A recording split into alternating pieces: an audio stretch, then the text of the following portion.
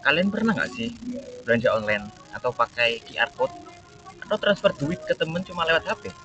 Nah, salah satu aplikasi yang sering kita pakai buat semua itu adalah Dana. Ya, di video ini aku bakal bahas secara singkat tentang sejarah dan perkembangan Dana dan juga beberapa fakta menarik yang mungkin kalian belum tahu. Yuk, langsung saja. Apa itu Dana? Dana adalah dompet digital atau e-money yang dirilis pertama kali pada tahun 2018 di Indonesia. Nama Dana adalah singkatan dari Dompet Digital Indonesia dan sesuai namanya, aplikasi ini dibuat untuk memudahkan transaksi non-tunai secara cepat dan aman. Dana ini dikembangkan oleh perusahaan bernama PT SPI Debit Indonesia Koe dan mendapatkan dukungan teknologi dari Ant Financial, yaitu perusahaan di balik Alipay dari Cina.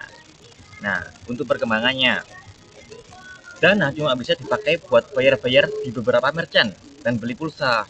Tapi makin kesini, fitur-fiturnya makin lengkap. Mulai dari bayar tagihan, kayak listrik BPJS atau air, transfer antar pengguna Dana, tarik tunai tanpa kartu, scan QRIS di ribbon merchant, dan investasi dan asuransi. Bahkan sekarang, kamu bisa pakai Dana buat donasi, beli voucher game, sampai top up e-money kayak Flash atau Etol. Wow. Nah, fakta menarik tentang Dana nih. Lebih dari 135 juta pengguna terdaftar di Dana per 2023 dan angkanya terus bertambah tiap tahun. Kedua, Dana adalah salah satu dompet digital yang mendukung QRIS nasional. Artinya, kamu bisa bayar pakai Dana di mana aja selama ada QRIS. Meskipun merchantnya pakai e-wallet lain. Tiga, mereka punya fitur keamanan canggih seperti face recognition, PIN, dan notifikasi real time buat cegah penipuan. Baik, terima kasih sekian dari saya. Terima kasih lagi. Kami di sini akan menyampaikan pendapat pro, kontra, dan netral tentang isu e-money, yaitu aplikasi Dana. Sebelum itu, kita akan memperkenalkan terlebih dahulu dari masing-masing sisi, ada pro, kontra, dan netral. Oke, perkenalkan nama saya Alif Fajratul Haq dengan NPM terakhir 050. Di sini saya sebagai pro. Saya Primo Delakone dengan NPM akhir 079 sebagai kontra. Dan saya Ella Yuli Pratiwi dengan NPM terakhir 071 sebagai netral. Oke, saya sebagai pro mengakui kelebihan Dana itu banyak. Contohnya tuh pengguna dapat melakukan pembayaran dengan cepat tanpa perlu membawa uang tunai atau kartu debit. Transaksi juga tidak perlu menghitung uang kembalian, menghemat waktu, terutama di tempat seperti jalan tol atau market. Selanjutnya ada Dana menggunakan teknologi enkripsi, fitur keamanan seperti PIN dan sidik jari, serta sertifikasi iOS 27001 dan PCI DSS yang menjamin keamanan data dan transaksi. Dengan Dana juga dapat mengurangi peredaran uang palsu dan tingkat kejahatan. Lalu fitur tambahannya banyak seperti promosi. Dana itu menawarkan cashback, diskon, dan program loyalitas yang menarik dan menarik pengguna, serta fitur pengelolaan keuangan dan kemudahan berdonasi melalui aplikasi.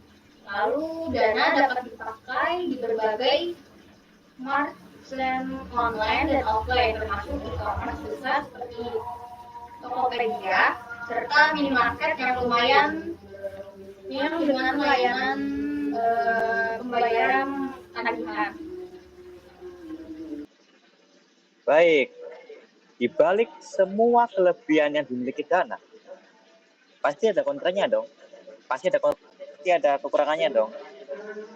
Nah, berikut adalah kontra dari Dana. Yang pertama ada butuh koneksi internet. Karena nggak bisa dipakai tanpa jaringan. Harus punya wifi atau kuota yang cukup lah. Nah, yang kedua ada nih, resiko salah kirim, saldo. Nah, bisa saja kalau kita mengetik nomor tujuan, bisa bikin kamu kehilangan uang. Dan sayangnya, transaksi yang digital kayak gini nggak bisa dibatalkan. Jadi harus super hati-hati, harus jelas nomor mana yang kamu kirim.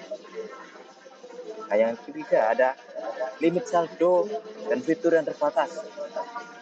Pengguna yang gratis yang belum upgrade ke premium ada batas maksimal saldo dan jumlah transfer yang ingin dikirim. Jadi nggak sebebas dan se-unlimited dana yang kamu kira seperti itu. Nah, yang keempat ada ketergantungan pada sistem. Kalau sistem dana ini down atau error, semua transaksi yang tertunda bisa gagal. Pernah ada kejadian seperti ini, dan itu bikin banyak pengguna panik karena nggak bisa bayar atau tarik saldo yang mereka inginkan.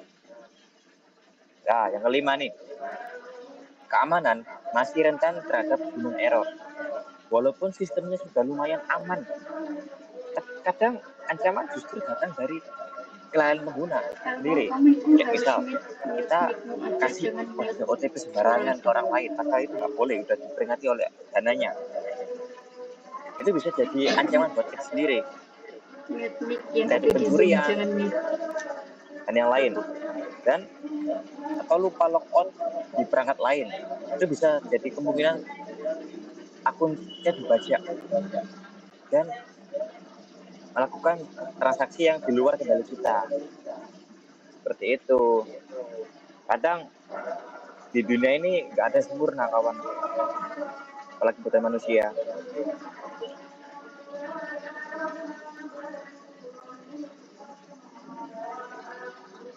Oke, selanjutnya adalah pendapat netral dari saya.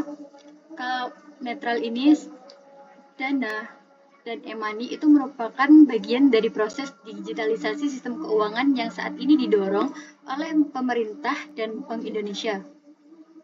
Kehadirannya itu mendukung tren cashless society yang sangat berkembang di Indonesia. Penggunaannya makin meluas seiring dengan peningkatnya penetrasi internet dan kepemilikan smartphone.